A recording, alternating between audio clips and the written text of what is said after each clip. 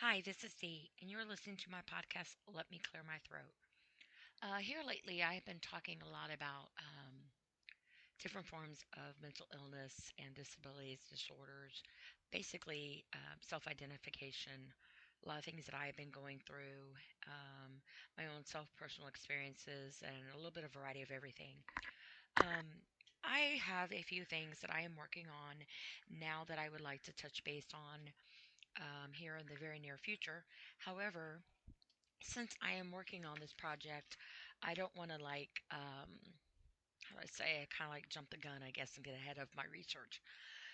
So that being said, I'm gonna try to ease in and do a little bit at a time, and then hopefully not only educate myself more in depth to be able to get to where I'm hoping to go, um, but also to maybe give some incitement if incitement is a word, I think it's a word. Anyway, it's a word now. Um, insight.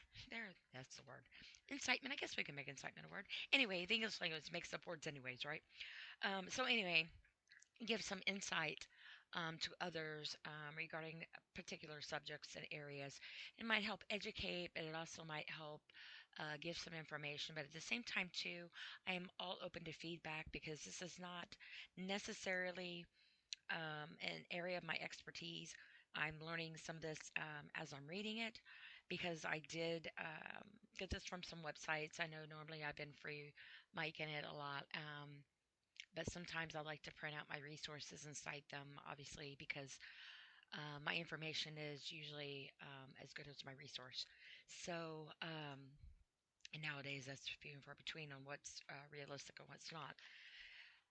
So anyway, I'm going to touch base on basically criminals, felons, criminal law, felon rights, um, obstacles that felons have to endure upon release from prison. Also, their different day to day livelihood. Obviously, if you are going through this or you can relate to this, I by no means am I trying to act like I know what I'm talking about on where you're at, what you're feeling, what you've went through, because I know everybody's story is different. But like I said, I do hopefully have a plan and objective for this all to work up to. Um, but I'm doing my research a little bit at a time. So I want to kind of go over some things. Um, and if you have any suggestions or any information, please feel free to let me know. Because obviously the best resources are those that have went through it. And I cannot say that I am that person.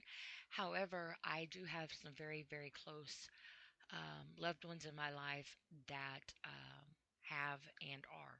So, that being said, I'm going to get started on my podcast, and I might jump around. Some things might be a little bit repetitive because I am, like I said, reading some things that I printed off. So, some different websites might overlap some information. So, we're just going to have to kind of go with it. So the first one I excuse me, was from Legal Match, legalmatch.com. I've never been on Legal Match before, so this was a different website for me. However, I printed off some paperwork off of there that I wanted to go over, and I'm going to read it to you as it was printed off of the page. So we're going to learn it together. So it starts off asking, what is criminal law? Civil law addresses behavior that causes some sort of injury to an individual or other private party through the use of lawsuits. The legal penalties, for any parties found liable for these acts are generally monetary, but can also include court-ordered remedies such as injunctions or restraining orders. Criminal law addresses behavior that is considered to be an offense against society, the state, or public, even if the victim is an individual person. Someone convicted of a crime will be forced to pay criminal fines and may also lose their freedom by being sentenced to jail or prison time. Regardless of whether someone is being charged with a serious crime or a minor crime, the accused person still has the right to a trial, as well as certain other legal protections as provided by the United States Constitution. Um, I was going to interrupt there, but I'm going to keep reading because I have something I want to say there. Criminal procedure refers to the overall legal process of adjudicating claims for those accused of violating criminal laws. The intention behind all criminal procedures is known as the presumption of innocence, meaning that a subject is considered to be innocent until proven guilty. Now, I'm going to say this. Why that sounds all good and dandy, I like to believe that, unfortunately, that is not true. I believe everybody is guilty until proven innocent. And even when you're proven innocent, you're still looked at as being guilty. And even when you're guilty, you still want to presume your innocence. Because there are a lot of cases, I believe, that do not get the justification that they deserve. And I think that a lot of times prosecuting attorneys and other entities that are court appointed, they are paid by the courts. So really, are they non-biased? It's just kind of my question there. And as for the Constitution, the Constitution was written for a purpose, and they are rights that all Americans are entitled to. It is their right as an American to be blessed by the United States Constitution, and it is written. And I'm going to say this. Let me rephrase this. The words that it's written by and enforced as an American, and I'm hoping I explain this the way it's in my head, is enforced and possible by the men and the women who defend it with their lives every day. It's not the government that sits behind a table and a chair with all the different colored pens to sign their name an appropriate way or however it all goes. It's the men and women who sacrifice their lives every single day to make that Constitution possible. And I have said this several times. I am an American. I'm proud to be an American, but not because of our government. I am proud to say I'm an American because of the men and women who have given their lives and defend their lives to give me the right to be an American. That is my difference. So, that being said, I'm going to continue reading. It says criminal procedures includes matters such as stop, detention, and arrest, search and seizure, booking and filing charges, suspect and eyewitness lineup identification, appointment of a counsel, plea bargaining, criminal evidence, a trial, criminal sentencing, an appeal, and probation and parole. Now, I'm going to add to this. It should also say, I don't know how I'm going to word this, neglect to add onto your sentencing that you're going to be sentenced by society and the government continuously for the rest of your life. It forgets to say that part. So I'll add that on there. And I say this because, I was talking to a friend of mine the other day, and we got into the big discussion about felonies and felons and the rights of felons and the obstacles that they endure. And, it amazes me, and not in a good way, that mankind, the government, society, however you want to word it, is okay with the way they treat a human being that has already done their time. When you go, and let me elaborate. When you go and get sentenced on a case. If you go to court and you go to jail, you commit a crime or whatever, and you go to court and you're sentenced and you go to prison, you go to jail. Jail and prison are two different things, um, from what I have been told. And I have been inside of the in between the jail and the prison. Actually, I was going to get a job as a correctional officer. I call it the in between. It's where they transition from jail to prison. But some things come up, and I ended up I job shadowed and everything, and things had come up, and I didn't end up getting taking the job. So anyway, um, when I when a person goes to court and they are sentenced, and let's just say hypothetically you're new to it, okay? Like you've never been sentenced before, you never went to jail, whatever. What is it going to do with a new person? Um, it is never explained in your sentencing when they do your sentencing and they lay it all out and they're like, okay, let's hypothetically say you're going to get 10 years, okay? You're going to get 10 years, but you're only going to have to do half time, which I know they've changed the law on that. I think now it's like 75% or 25%. No, 75% or something. They changed it. It's not one for one anymore, I don't think. But anyway, for argument's sake, let's say they get halftime, okay? Which means they get sentenced for 10 years, but they get out in 5 and they got probation, parole, whatever. So in the meantime, you get out and you're a felon. Now, in your probation, parole, you need to get a job, you need to get stable housing, you need to be able to start showing that you can put your life back together, right?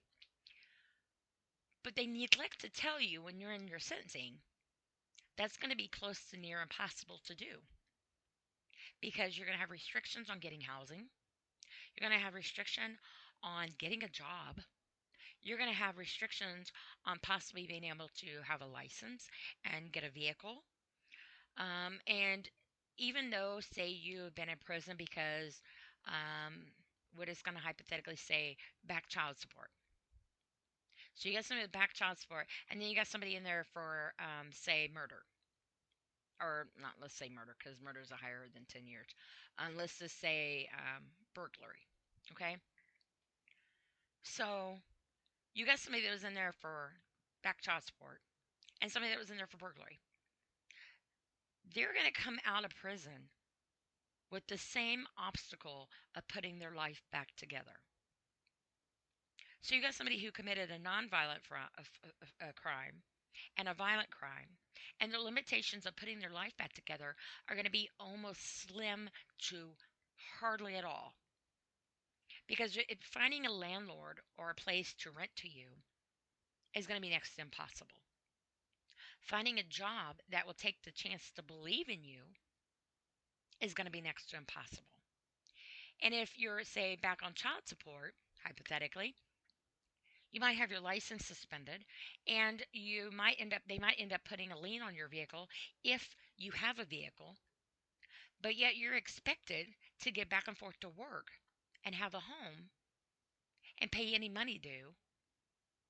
But all the restrictions of you being able to have that are causing an issue for this to be possible for you, which then also leads to basically falling back into a life of crime to survive, to take care of your family. But also, too, it does something to a person's self-esteem that is trying so hard to do better. And it's very difficult to put your life back together when you don't have the necessary tools to put your life back together.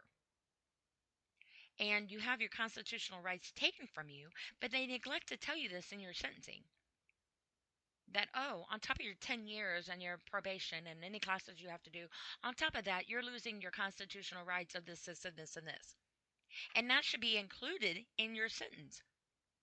Because you're going to be sentenced after you come out of prison for a crime that you have already done your time for by people that don't even know your story, don't even know who you are, don't even know the details of why you were where you were. All they do is see it in black and white on a piece of paper that just says you know, felony. But they don't take the time to understand, and I know this isn't on everybody, but I'm just going with, let's just say, okay, they don't take the time to understand the rehabilitation process that's supposed to have taken place while you're in prison. People go in there, and I'm not belittling religion or any by any means, but people go in there. They go to church. Some of them, for the first time, actually find God in there. They're rehabilitated. They do rehabilitation classes. They go and get degrees. They do all these programs they have to try to better themselves, to try to rehabilitate themselves. But then they forget to tell them, hey, you're going to come do this program. You're going to get this degree. But when you get out, nobody's going to hire you for it. You can't use this. But hey, we're gonna let you do it in here and give you false hope that when you get out that you'll be able to do this. But as a felon, it's impossible, pretty much. And if you do, it's probably pretty much a blessing, a luck of the draw, basically, because there are a lot of programs in there, a lot of quote unquote rehabilitation programs that are not really rehabilitating you back into society. And depending on the level of crime that you committed, will limit the level of rehabilitation that you are allowed to take. And then that's not really rehabilitating, especially if you got a more in-depth crime, and you would think rehabilitation would be more precedent, actually. But then you're handed the world. Here's the world. Good luck finding a home. Good luck finding a job. Good luck having enough money to get you a car. You're probably going to be limited on being able to get any assistance for the government because you're a felon. Um, but hey, you're rehabilitated, right? You found God, and all is good. And don't misunderstand. I'm not misrepresenting um, God or prayer or church or faith or anything of that nature. But society, um, I think sometimes society thinks they need to be the system, and the system is not working with society, if that makes sense, in my opinion. I'm going to go on to read, though. This is kind of my spew so far. It says, so what is a violent crime? State laws differ in terms of how they classify violent and nonviolent crimes. Generally speaking, violent crimes or violent criminal offenses involve the use of force or injury of the body of another person. The seriousness of a violent crime is generally determined by the degree of physical harm that was caused to the victim. An example of this would be how some states may impose more severe penalties for crimes resulting in serious bodily harm or serious bodily injury. The seriousness of the crime may be further elevated by the use of weapon, especially if that weapon is classified as a deadly weapon. Some crimes may qualify as violent crime even if the victim of the crime was not injured. An example of this would be how many crimes involving the threat of injury to a person may qualify as a violent crime, such as with assault crimes. The victim's characteristics could also influence the seriousness of the charges. An example of this would be if the victim was a police officer, a woman, or a child. The defendant will likely be subject to increased charges because of the characteristics of the victim. So, I'm going to ask this question. The victim's characteristics, easier word said than done, could be influence the seriousness of the charges. So it says an example, this would be if the victim was a police officer, woman, or a child. So, does this mean that children, women, and police officers are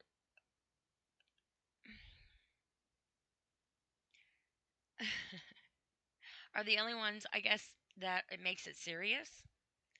And maybe I mean, guys, I mean, women and children and police officers commit crimes too. I mean, maybe I'm rewording this wrong, but that kind of sounds stereotypical, stereotype to me. I mean, it really kind of does, the way that it's worded.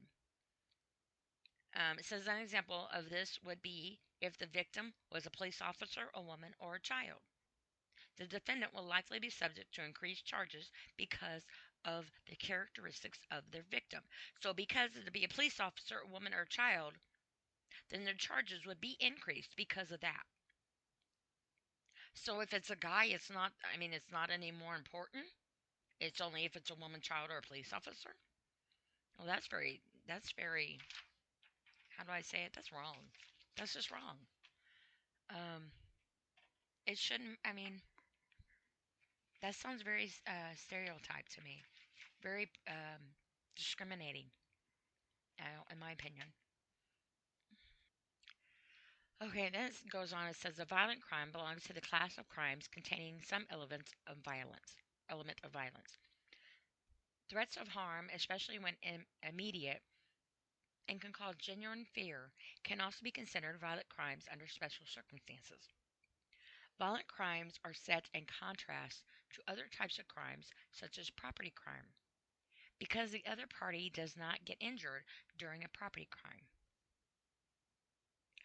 Um, well,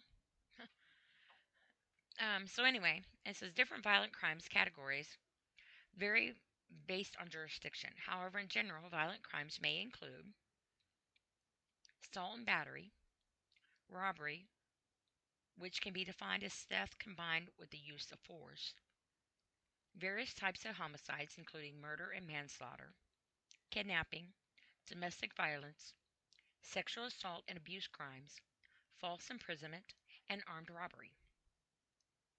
Violent crimes may be considered either a misdemeanor or a felony. However, there are some crimes, such as homicide, that will always be considered as a felony crime. Additionally, some unintentional acts may be categorized as a violent crime. An example of this would be homicide resulting from a DUI, which occurs when a drunk driver unintentionally kills someone because of their drunk driving. Whether this will be categorized as a violent crime will largely depend on the facts of your case, along with the jurisdiction in which the crime is being tried. So, what rights do violent offenders forfeit? What rights do violent offenders have? Many individuals who are considered to be violent offenders lose the rights that are afforded to them by the U.S. Constitution. For example, an example of this would be how violent offenders lose the right to sit on a jury. However, the type of rights that are taken away may also depend on the jurisdiction in which the individual lives. So, depending on where you live, on whether or not your rights are taken away from you, it should be across the board, I would think, because the U.S. Constitution, that is the United States. It's the country. It's not. It's not. It doesn't say in the Constitution, "Hey, this one's only going to apply in this state and not in this state." That's the government dictating where your rights are to go. This is like an example, and maybe this. Well, yeah, this is kind of an example. So it's like another subject I get on. Let's just say the legalization of marijuana, pot, cannabis, whatever you want to call it. Um, some states it's legal, some states it's not. Some states it's legal as long as it's synthetic, as long as the government has their hands in it to be able to monopolize on it, and they can sell it at a local gas station. It's legal, but somebody who grows it in their yard and it's natural, that's illegal. So, but depending on what state you live in. So, for instance, say you're a parent and you have two children. For argument's sake, we're going to say they're identical twins, okay? They've had the same upbringing, the same life, they're identical. One of them decides to move to a state where marijuana is legal. The other one stays in a state that it's not. Now, let's say both of them are adamant smokers, okay? Well, the one that lives in a state that is legal, he doesn't get in trouble. The one that lives in a state that it is illegal, he gets arrested and has to do time and now has a mark on his criminal history. So now his life is major obstacles in the way. Depending on how severe the prosecution was and how severe the crime punishment was, I guess, per that state, would depend on how much of a huge charge was put on him. So, as a parent now, you're looking at your two twins. One of them lives in a state where it's legal, one lives in a state it's not, and he's doing time. And so now his criminal life is marked. And it's all because he lives in a different state. But he's doing the exact same thing that his twin is doing in another state, and it's okay. But if he goes to the gas station and buys something synthetic, because synthetic is just way better, right? Because people in this world are not making stuff up in the backyard of their wannabe lab, and they're selling it in a gas station. So because it's synthetic and the government has their hands on making a profit off of it, then all of a sudden that way is legal. So if this twin would have got his, stuff from the gas station, it would have been legal. But yet if he did something naturally, it's not. Yeah, that doesn't make sense to me. I think our government, and I don't even have to finish that sentence because I'm sure everybody's going, we already know. We already know. Just say the government, and then everybody's just like, yep, we don't even need to go there. But, that's just, we got some serious issues in this. I'm just telling you. That just doesn't make any sense to me. And then you got, and I'm going to get sidetracked off this, but that's okay because this needs to be talked about. Then you got people that are making fake drugs everywhere. Fake pills, fake drugs, they're lacing stuff. More and more of our population and our younger generation are dying innocently from not being innocent. And I say that because our children are innocent. And so let me rephrase this. Yeah, that's the way I'm going to say it. Our children are innocent until they're corrupted. They're corrupted by society, by different factors in their life,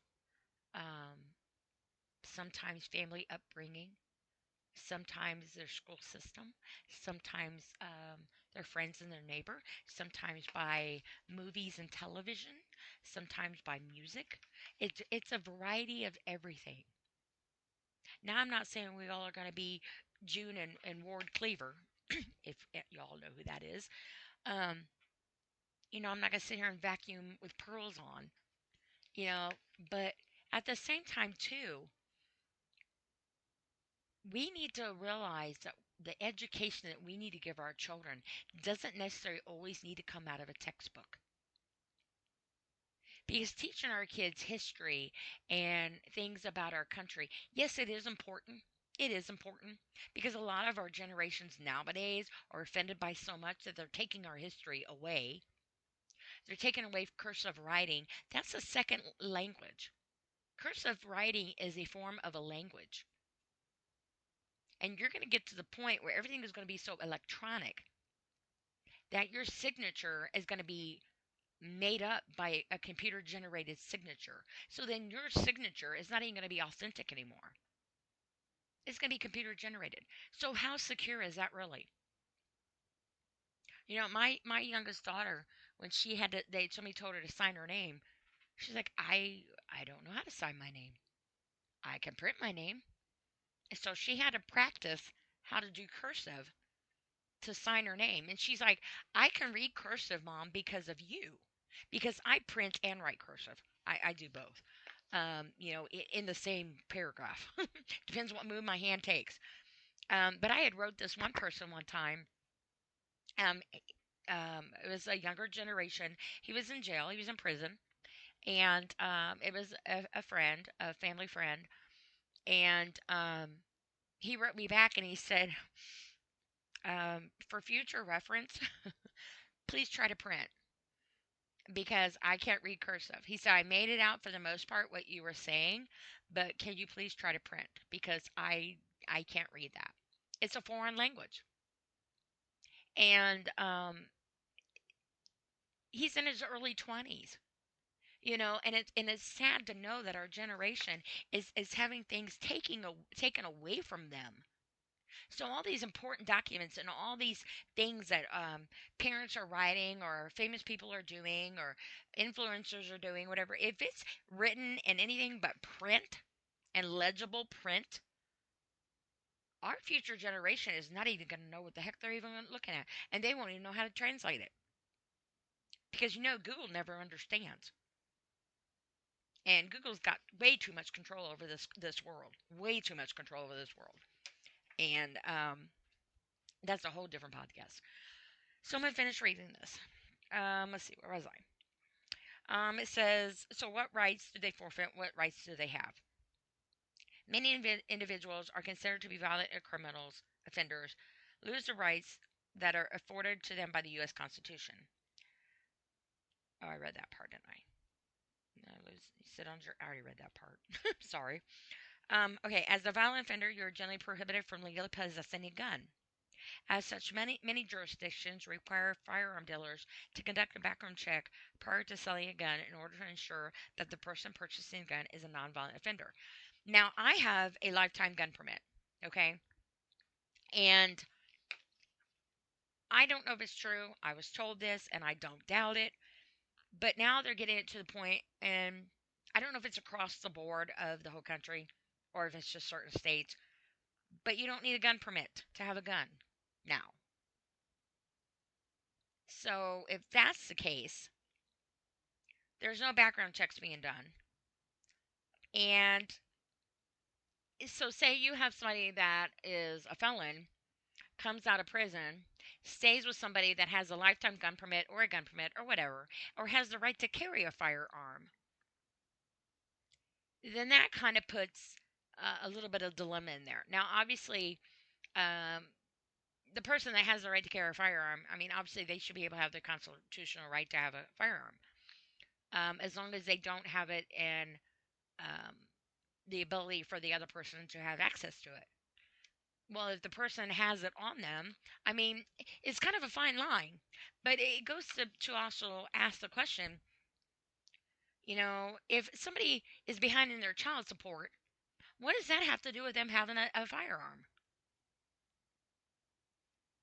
What what does that purpose serve? I don't understand that part. Now, if somebody say is a violent offender in the sense of maybe they, had murder with a firearm or armed robbery or whatever, that maybe I could understand a little bit more. However, if they're in the prison sentence and they're being rehabilitated and they serve their time, when they get out, they still shouldn't be punished for a crime they've already served time for by having their constitutional rights taken away from them. That's my opinion.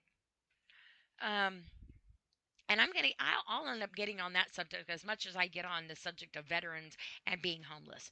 And if you listen to my other podcasts, y'all know how I feel about that. And I will get going on that. So I'm gonna have to keep reading because I'll change subject here, and that's a whole different ball game. But I am, and I'm not. I have not been in trouble with the law, thank goodness. Um, you know, but that doesn't mean I haven't done things wrong.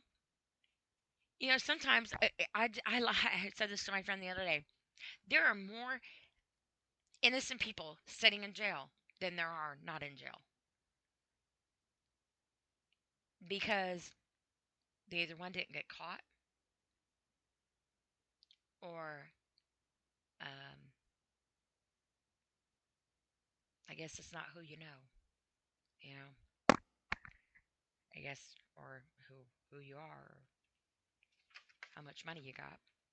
I was reading something the other day, and I don't want to be verbatim on what it was about because I don't want to misquote it, but it was a story I had saw, and I was talking to my friend about it, and she was like, "Yeah, yeah, these particular first responders. I'm going to say first responders. I'm not going to classify what class they were in, of where they were at.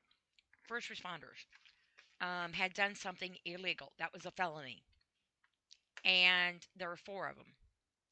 And instead of going to prison, they just had to pay a big hefty fine of like I don't know 90 some $1,000 or something.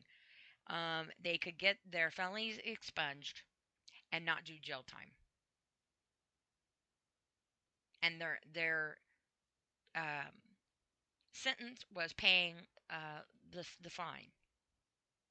In exchange, they got their felony expunged and didn't get jail time. And I want to say it was embezzlement. I want to say it was, but don't quote me on that. But how is that okay? How is that okay? How is it okay for them to get out of being classified as a felon, not going to prison, and not getting their rights taken away from them? So it's not even going to be seen. And let's say it was embezzlement, okay? Um, so they've embezzled money,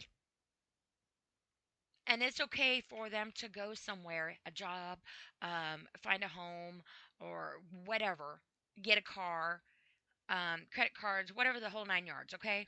And it's okay for them to keep doing that because nobody's going to know from their background check that they were arrested or not hypothetically arrested, but not done jail sentence time because their stuff was expunged. And they're not going to know this from a background check. So then you got these people that are doing background checks and it comes back clean, but in fact, they basically got a slap on the hand from doing their embezzlement as long as they pay back this fee. But then you got people out there that are behind on their child support that maybe have been falling back on hard time, or maybe they robbed a place because they were trying to get money and feed their family, or maybe they stole food from the grocery store, or whatever the case may be. But they are now a felon for life, and they can't get a home, they can't get a job, they can't get a credit card, they can't even get government assistance because they're marked for the rest of their life. Unless they hire a lawyer and you're lucky to get an expungement on one of your crimes. So let's hypothetically say maybe you have two. 2 counts of whatever, or 1 count of this, 1 count, whatever the case may be. I hope you understand my point. That's just not right. And I don't understand how we, as taxpayers, civilians, and human beings, for that matter, are put in a position by our government, our judicial system, and everything that we're supposed to stand for. If we're not able to, as human beings, look past the sentencing, look past the fact of everybody deserves the right to start over. And if you are in jail and you are in prison and you have served your time, you should not be coming out of prison to continue your sentence to society, when society was not even involved in your sentencing in the first place. And they probably don't even know your case. They probably don't even know what happened, where it happened, or anything about it. All they see is the background check coming back that says felon. And that's not right. That's not cool. And it's like they go in there to be rehabilitated in a very unrehabilitating world. You got all these um, famous people that are recovering drug addicts, recovering alcoholics, recovering whatever, shoplifters, whatever they are. And society still loves them, congratulates them on their sobriety, congratulates them on their doing good, and still supports their movies or their music or whatever it is they're doing. Still wants their autographs, still goes to want to go see them, or whatever the case may be.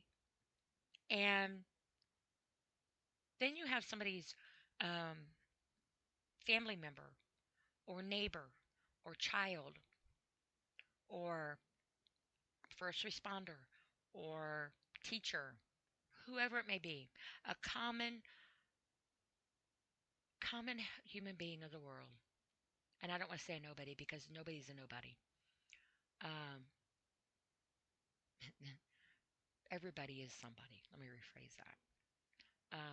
And everybody matters. But to society, they they have the audacity to pass judgment on them, talk down to them, not give them another opportunity, belittle them all the time, like, everything negative, stereotype, you know. But yet, a famous person, congratulations on your sobriety. Good job. You've come a long way. Blah, blah, blah. And yeah, good job. It is. But you know what? Say to somebody else too that's not, got $1 million in their pocket or $100,000 or whatever the case may be. There's a homeless person out there that probably don't have a dime to his name who's recovering alcoholic or recovering addict, but or maybe never even touched anything at all. But because he's homeless or she's homeless, they're stereotyped and they're less important. But yeah, then you got a famous person that has been homeless or fallen on hard times or whatever, and they're they get all the glory of, congratulations, you're a success story, and we're proud of you. And yes, yes, yes, you should be. And I'm not belittling. I hope you don't misunderstand. I'm not putting the famous persons or whoever down. I applaud each and every one of you. However, I'm saying that should be across the board to anybody. It shouldn't matter if they have a hit movie or a hit record or a famous person or whatever the case may be. A human being is a human being, and that's the way they should be treated. In my thoughts, and that's what I feel about that. So let's see, where was I at? Let's see. The rights to public benefits such as food stamps, cash assistance, Social Security, public housing are prohibited from coming out of my mouth. Prohibited for a violent offender. So if you go and you commit a violent crime, you don't get government assistance, you don't get Social Security, you don't get public housing, you don't get cash assistance, you can't hold a handgun, you can't sit on a jury. Um, Says a violent offender's criminal past will also affect their rights associated with visitation or custody. Many people who are convicted of violent crimes have their parental rights diminished, especially in custody or divorce battles. So then they lose their rights to their children.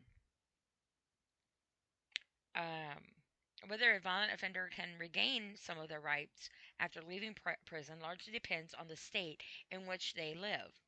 Some jurisdictions prohibit violent offenders from voting until they are released from prison. So you can't vote while you're in prison. Okay, now that one I understand. That one I can understand.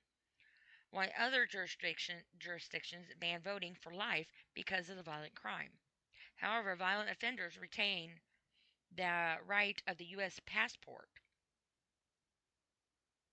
It is important to note that while in the United States will permit the individuals to travel abroad, the country that they visit may not. So you don't get food stamps, you don't get to carry a gun, you don't get to sit in a jury, you don't get cash assistance, you don't get Social Security, you don't get public housing, you lose the rights to your children. You could, um, but we're going to let you keep your passport to go on vacation.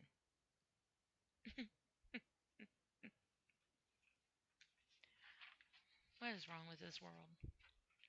Really? Your violent criminal record may prevent you from being hired by certain employers. Many private employers conduct criminal background checks on all of their applicants, and some employers may not hire someone who was convicted of a violent crime.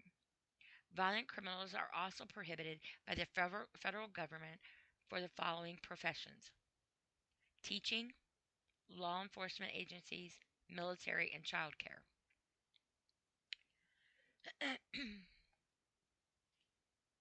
Am I eligible for parole or probation as a violent offender? Parole is a part of criminal sentencing involving the early release of a defendant. State laws vary regarding parole. However, the convicted person must generally serve at least one-third of the original sentence in order to be eligible for parole. The parolee can then re-enter society, often in a limited way and under the supervision of a parole officer.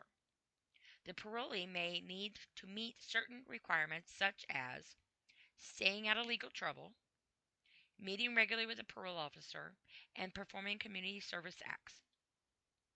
Parole is more common for less serious crimes and for juvenile offenders and is often similar to probation. Supervised probation is an alternative form of sentencing which allows convicted offenders to avoid jail time. Instead of going to jail, they must follow a strict set of rules, such as maintaining and adhering to curfew, keeping a job, and prohibition from associating with known criminals. So again, it's kind of hard to keep a job if you can't get a job. And associating with known criminals, does that mean that you know they're a criminal or the law enforcement knows they're a criminal? Because how are you supposed to know somebody's criminal background? You ain't gonna go up to everybody and say, "Hey, yo, man, you got a criminal history?" You think anybody's gonna be, "Yeah, man, yeah, I did time." "Hey, yo, we can't hang out, brother." You know, really? I mean, I understand you don't want like what, a posse of criminals together or a posse of friends together that are trying to help each other out because they're all supposed to be rehabilitated for starting their life over. So they're not coming out as criminals, they're coming out as free men, free women. They're not criminals anymore. They did their time. They're coming out as human beings. I mean, that's the way I look at it. While supervised probation and parole are similar, the most notable difference would be that parole involves supervision of a person who has also been released from jail after they have already served some of or most of their sentence. Alternatively, probation may be issued before the defendant has served their sentence. Whether a person is eligible for parole or probation will be determined by each state's law regarding the matter. Generally speaking, violent crimes are not eligible for parole or probation. So, I'm kind of confused on that then. So, if you do a violent crime, you're not eligible for parole and probation? So, when you get out of prison, are you not put on parole and probation? Or does that mean that kind of confuses me? I don't know. That leads me to the end part of this particular page. It says, do I need a lawyer for help with violent offender rights? It says, being convicted of a violent crime can be substantial negative impact on your personal and professional life, which lasts long after you have finished serving a prison sentence. If you want to understand more about these rights that you may lose as a result of your violent crime or conviction, you should contact a criminal attorney, as experienced attorneys can help you understand your legal rights and options according to your state-specific laws and will also be able to represent you in court as needed. So by no means am I giving any legal advice at all. Let me just put that on there. Obviously, yes, you do want to seek an attorney, but like I said before, if you get a court-appointed attorney, and I'm not saying this is on all of them, because I'm sure there are some great ones out there. but they are paid by the court. So I don't really see how that is not biased. I don't understand that part. I think that if they're going to do a court appointed attorney, they should let you be able to pick your attorney outside of the courthouse. Your choice.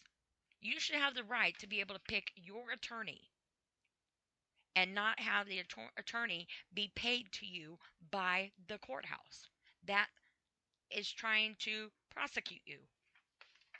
I don't see how that is fair. I really don't see how that's fair. Um, and again, I'm not.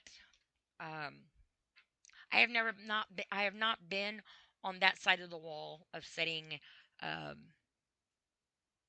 in the little side chairs in the courtroom, shackled and wearing inmate orange is what I call it, um, or whatever color that the state or wherever provides you, because I know they do change colors depending where you're at. Um, but the fact of the matter, I guess my point is, there's got to be a change in this system. Because I'm going to take this a few different levels. We as taxpayers pay for the system. And let's say we don't have anybody we know that's in locked up or whatever, okay? But we as taxpayers pay for the system to rehabilitate those that come in it. So they can come out and be a part of society and become a taxpayer to also repeat the cycle of doing good. Now, let's hypothetically say that as a taxpayer, we also have family or friends that are in the system and behind jails, which then becomes a big, huge monopoly of money because the person who is not in prison has to pay for everything. And it's a big, huge monopoly because they go by certain companies that represent their particular jail or prison that handles this, that, and the other, and that company knows it. So you don't get choices on what you want to do or what company you want to use or who's the cheaper one. You don't get choices. And it's a big, huge monopoly. It really, really is. And it's very unfair because the ones that are not sitting behind bars, um, I mean, they're paying, and I'm not trying to belittle the people or try to take away the focus off of the severity of being behind uh, bars and being in jail and whatever that entails. And I'm not trying to belittle that or try to act anything differently on that. So please don't be offended by that part. But I'm just saying, as an outsider trying to help somebody who is on the inside, it's a big monopoly game. And there needs to be choices. I mean, there really does. There needs to be some severe changes in our system. I think we have gotten so used to being okay with just being told how things need to be done, and that's just the way they're going to be done, that nothing is being done to make it different, to actually have anything different about it, if that makes sense. Because you got people that are repeat offenders, you got habitual offenders, you got people that are coming out and continuing to do a life of crime to survive because of all the limitations and roadblocks that they're put in. And then the cycle is repeated continuously. And then let's say hypothetically that somebody went to jail for a crime, but yet they weren't convicted. They were found innocent, but yet they're going to come out and they're still going to be looked at it like they were guilty. Or they sit in jail forever, let's say months or a year or whatever, and they finally go to court and then they're found innocent. Is the court going to give them back their time that they sat behind bars, all not to be convicted? Do they get a time for the time that they sat behind bars? Because they're supposed to be innocent until proven guilty. So you're sitting an innocent man behind jail until they go to court. And let's say he ends up being innocent, but in a whole year of his life is gone. He's been sitting behind bars the whole time he was innocent. How is that fair? Now I understand you got people that are dangerous and menace to society and all of that stuff, and I get that. And a lot of people might run because they don't want to face their time or whatever. They got warrants and stuff on them and stuff like that. But then you've also got people that are maybe might actually be innocent, innocent until proven guilty. And then you have an innocent man sitting in a jail waiting to be sentenced to go to court, waiting to go to court to see if they're going to be prosecuted and sentenced. And in the meantime, their family is left without them, questioning their um, their sanity, but also questioning their loved ones' um, guilt or innocence, trying to find an attorney if they can afford one, or take a court appointed one and hope that it works out. Taking a plea bargain, maybe because you just want to get out, or you're giving misrepresentation of you're just going to get a slap on the wrist and then you don't. Then you end up doing time and you take a plea bargain because you've been sitting in jail so much. You're just like, you know what, I just want out. And if this plea bargain is going to get me out, then I'm just going to take it. And then you could have been very well innocent, but afraid of going to jail and doing more time for something you didn't even do. So you just take a plea bargain just to get the heck out of there, all to be then classified for the rest of your life as a guilty person, not only by your family, but society. But now you got a record, and you might actually be innocent. And there are innocent people, obviously, that sit behind bars because they are the ones more so that is waiting trial that have not even been prosecuted. And I know that may be different, but is it really? And I'm not saying our system don't have flaws, and I'm not saying that our system isn't um, doesn't have room to be fixed or doesn't have error. But at the same time, too, I think we need to really logically look at things, and we need to really make some changes in this world. We really do, because you have people go in there that are really, really trying to do better. They are they detox in there, cold turkey detox. They, most of them find God. They do programs to rehabilitate themselves. They reconnect with family members. They sit in a little bitty hole in the wall, if they're lucky to have a window, that probably would find it sometimes better to be in solitary confinement. For one, so one, you're safe, but two, you can have your own thoughts as your own thoughts. And you think about all the things you're left nothing but your mind. And your mind overthinks, your mind wonders, your mind gets insecure. You start questioning your own self-worth, your own doubt, the self-worth of your loved ones, their you know their sincerity. Time stands still in there, and outside world it goes by in a different direction. And so if you call and somebody misses your call because you call, you can't pick it up and call them back, might be bad timing. You're never there when I call you. You're never there. Or you don't write me, or I need you to send me pictures, or I need money put on my commissary, or can you order me something off the grill, or hey, I need a radio, or can I have some stamps, or whatever the case may be, or visitation, of my phone calls. This is a lot of money racking up, a lot of money. And if you're already struggling in poverty already,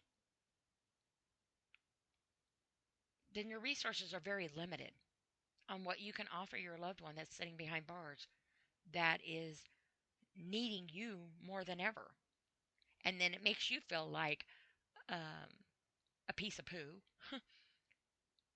because you can't help them as much as what you want to. Because now you're left out there providing for a whole family on top of taking care of somebody who's incarcerated. And all these big plans and stuff of, I'm going to do better. And I say this male or female. I'm not trying to play sex because there's women out there that do Hades crimes just as much as a male does, okay? And kids. There are. But kids are that's a little bit sensitive subject there, but um, they got big plans to come out. I want to go to church. I found God. I've been baptized. I want to get a job. I've done this program. I got this degree now.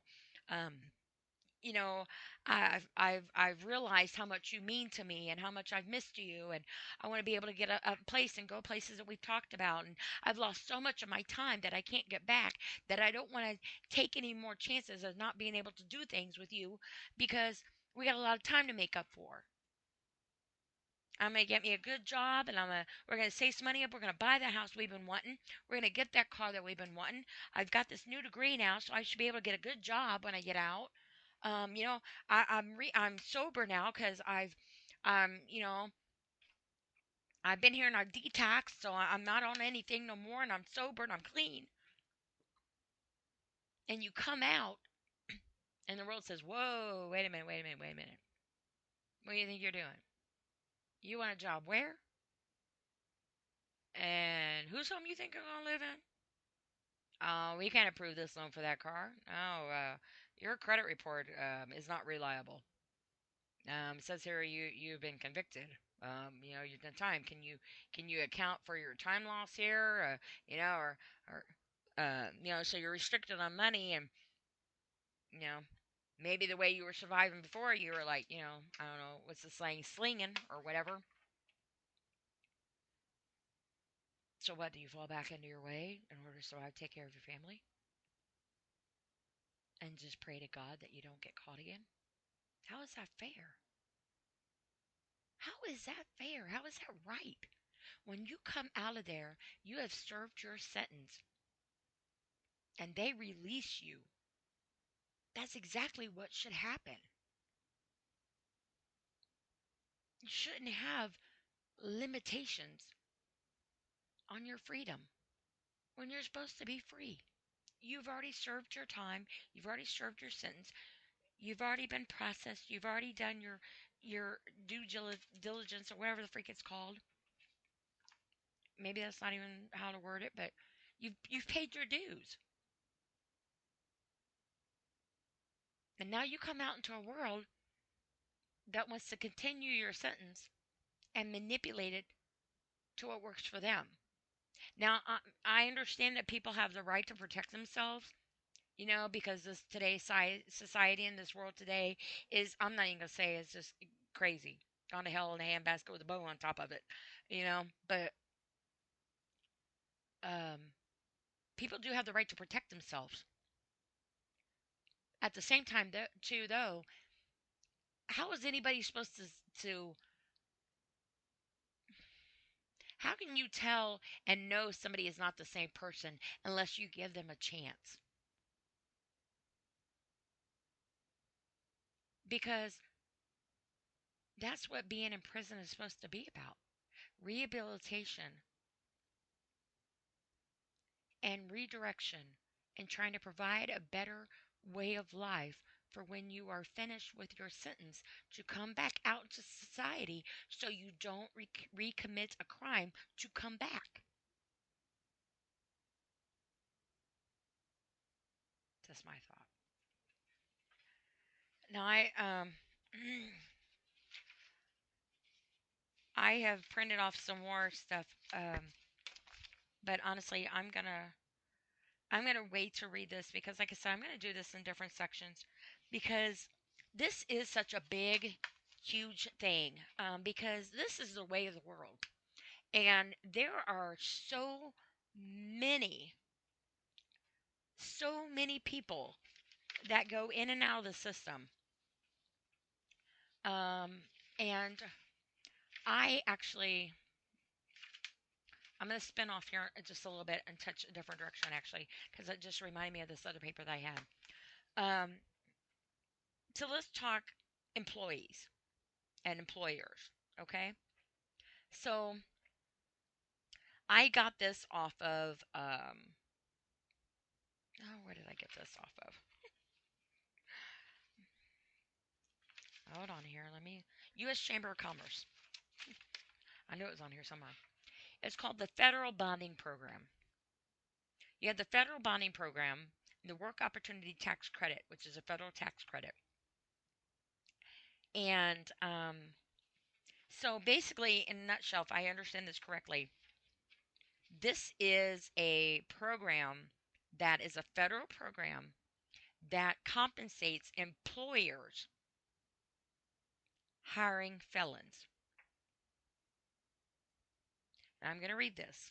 I've got a few papers here, but I'm already an hour and 5 minutes in this. So um, I'm going to read this and see how far we can get because I don't want to take up like all of your time, but I really feel like this is something that needs to be discussed, and it's something that needs to be understood. But it also might help some people that are in that might not even realize that these programs exist out here.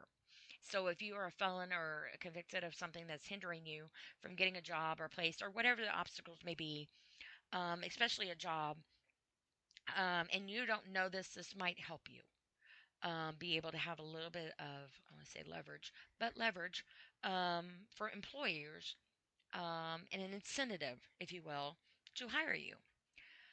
So it starts off saying, "We've got your back!" Explanation point. It says, "Let's be open. Many of us have backgrounds, have done things that we're not proud of, and have been in jail. Landing that job, being able to pay your bills, and take care of your family, that's what it's all about. The federal bonding program can help.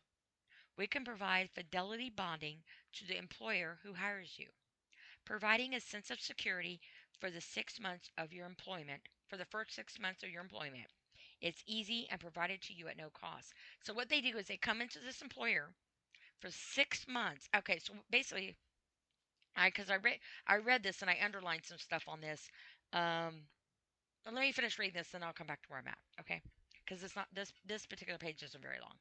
It says each year thousands of justice involved citizens return home to restart their lives, unfortunately to ridicule, discrimination, and hostility. No wonder annually America's 600,000 returning citizens are experiencing an uphill battle that most times leads to basically reincarnated. Sorry, reincarnated. Sorry. Um. Anyway, um, many of those incidents involve repeat nonviolent offenses due to the lack of access to education, health and mental care, treatment, housing, training, and employment. If you are seeking bonding services and or a job, you should call the following toll-free number, which I have this number I'm going to give you. The location of the workforce office, not one-stop center nearest your home, and the telephone number to the state bonding coordinator for your state. In those states, a state bonding coordinator callers will be referred to the nearest center. Um, One-stop center for employment assistance. In most cases, bond procurement may be handled over the phone, so you need not travel to the office. So, in reading further into this, which is because I underlined a bunch of different things. Um, so let me give you this phone number first, so you have this phone number. But basically, what from my understanding and reading additional from the U.S. Chamber of Commerce, um, so you go and they have what they call a black box law, which is not in every area, unfortunately, which I think it should be, which is not allowed to ask you your criminal history background. You're not supposed to check the box of do you have a felony or whatever misdemeanor. Some places have that law where it is not allowed on your application. I'm not for sure if that is in the area that you're at, but it might be something to look into. And they're not allowed to ask you your birth date. They're not allowed to ask you about your family status if you're married, have children. They're not allowed to ask you about your personal life. If your parents are still living, they're not allowed to ask you anything. Everything is supposed to be professional, job related information. Um, so anyway, let me give you this 800 number, then I'll elaborate. So this phone number is 800 233 2258. That's 800 233 2258. And this is supposed to be information on helping you to find um, information about this program. So, from my understanding, I'm going to pull this and um, I'm going to pull this out here. So, what they do, if I'm understanding this right, is they hire you, they offer you a job, and when they offer you a job, then they're allowed to do a background check on you after they offer you the job. They should not base offering the job to you based on your criminal history of hiring. So they go through the interview process. They if they like you or whatever based off you as the person, and they want to hire you, then they can do a background check on you and then base the information based off of that. And it says basically that they should then um, talk to you about it and give you a chance to explain yourself and hear you out. And the uh, this federal bonding program, um, it says it protects employers against employees for fraud and dishonesty in the first 6 months of employment at no cost to the job applicant or the employer. The primary targets justice involved individuals, people who have been previously incarcerated or returning to the community, and other job seekers who have faced difficulties to finding employment. So, what they do is they go and they pay the employer a certain amount of money for the first 6 months of your employee status, your employment status. So for the first 6 months of your employment, they are giving the employer money to hire you as a felon and give you a chance to prove yourself. So you have 6 months to go in there and show them what you got. At no cost to you and at no cost to the employer. Neither one of you are out anything. If anything, you're both going to gain a very nice, lasting, um, steady employment background, together, you know, uh, and that is something to think about. And it says coverage begins once an applicant receives a job offer and supports employees who have federal taxes automatically deducted from their pay. So obviously you want to pay taxes. The bond will be sent to the employer within 10 business days. The amount of fidelity bond coverage from the employee's first 6 months of employment to protect employers against employee theft, forgery, larceny, and embezzlement is anywhere between $5,000 to $25,000. Bonds can be purchased to cover already employed workers who need bonding to prevent being laid off or to secure a transfer or a promotion to a different job with a current employee or employer. Um, so obviously, that is something to remember. Um, and I do know that this does happen because my same friend that I've been talking to, um, her husband has a felony on him for back child support, and he's run into a lot of obstacles because of this, finding a place to live, a job, and this, that, and the other. Well, his employer um, knew about this program, and I think she said they got like $10,000 or something for hiring her husband. I'm not for sure on the exact amount, but it did happen. So I do know this is a thing. So that is something that you might want to think about. And it says Additionally, down here, how do I access the bonds? To access a bond, and this is the fidelity bond coverage. This is the federal bonding program. They call it a bond. I got, it's not the bond of like getting you out of jail, that kind of bond. This is a different kind of bond. It says to access a bond, contact your state bonding coordinator by either visiting. They've got a website here or toll free number, and the toll free number is 877-872-5627, and that's 877-872-5627. And they gave the big long website. But if you go on the Chamber of Commerce and look up um, this information, all this is on there, and you can feel free to read it. Um, says you must provide a valid and secure job offer, employee or company information, and the employee's full legal name. So, and it's from the Federal Bonding Program website. So, as an employer, um, this is something that you may consider. It also helps you a nice incentive of security because, I mean, admit it though, we hire people that don't have criminal backgrounds, and they don't always pan out, you know.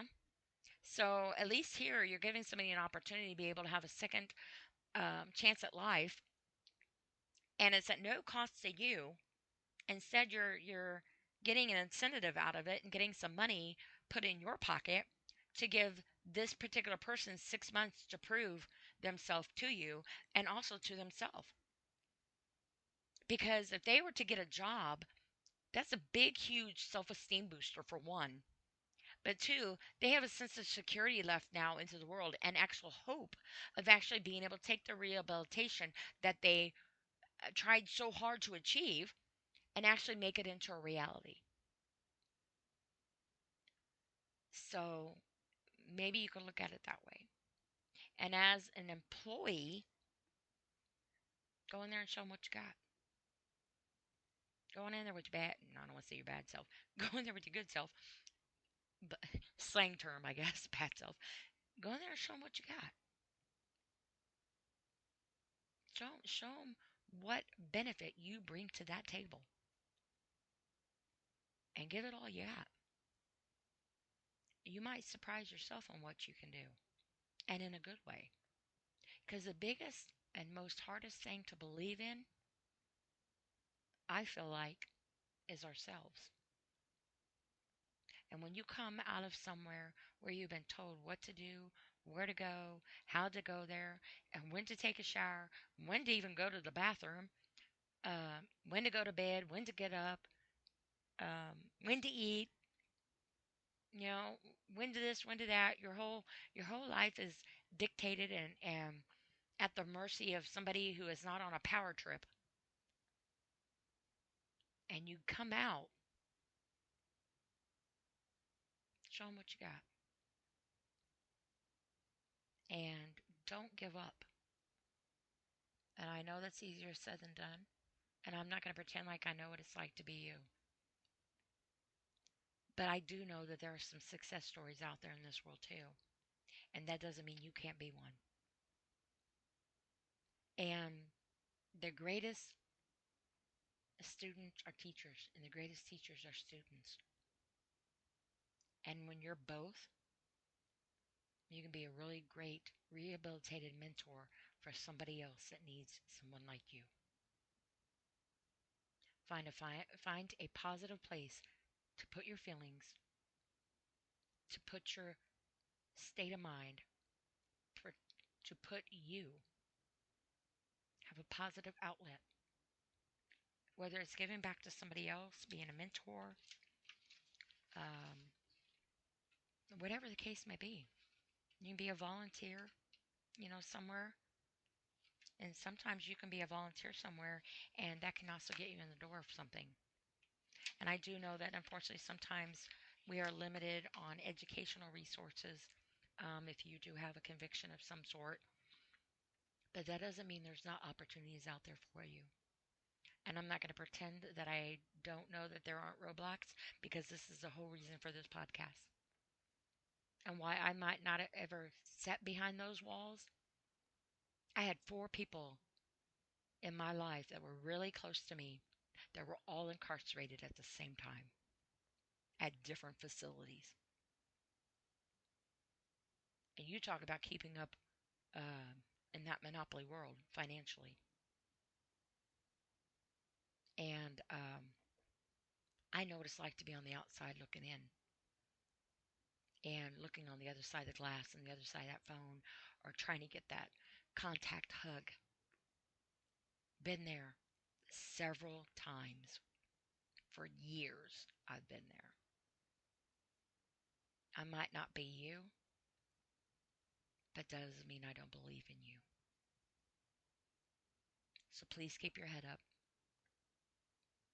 and don't give up. Look into this program, look in other programs. There are places that do hire felons. There are places out there that will only hire felons. And if you and your homies or whoever, however you want to say it, maybe it sounds a little childish, you and your homeboys, your nomies, want to all get together as a group and go to the same employer, you know how much money that employer is going to get by hiring all you felons? Quite a nice chunk of change to give you guys all chances. And they can give you a chance, but it's up to you to make something out of it.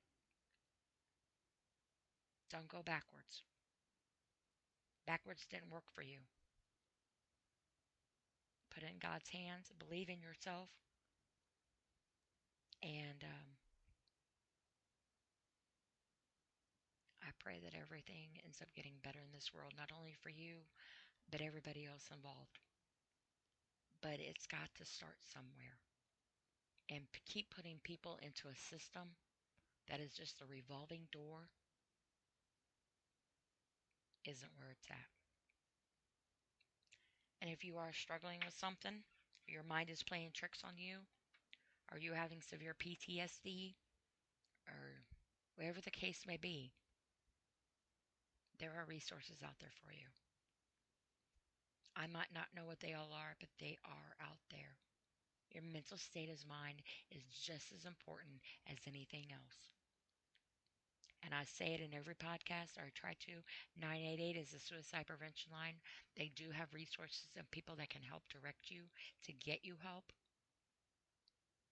But also, too, just because you're a felon doesn't make you any less than a human being. And doesn't mean you don't matter, because you do. Please do not forget that. For whatever it's worth, me saying it in your ear, you matter. And the world is a better place with you in it. You might not feel like it. Other people might not agree. But if God has forgiven you, so should everybody else. And that's where I'm going to end it right now. And I hope everybody has a safe and blessed evening. And as always, if you have dedicated your time out to listen to me, I thank you very wholeheartedly, because it is one part of your life that is valuable, precious, and you can't never get back. And that's your time. And if you have shared it with me, then you have given a part of your life and your time dedicated to me. And I thank you from the bottom of my heart for that.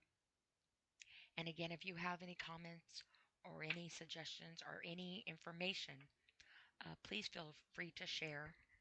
I also have a YouTube channel now. I do not have video on there yet, but my podcasts are being saved on there. Well, actually, the last 2 here on out are being saved on there. The ones prior to the last one before this one, they're all on my Podbean. But I do have a link on my YouTube that goes to Podbean, and I am working on going to do video presentations. I'm going to do recorded. Obviously, I can't do live because I do take care of my mother.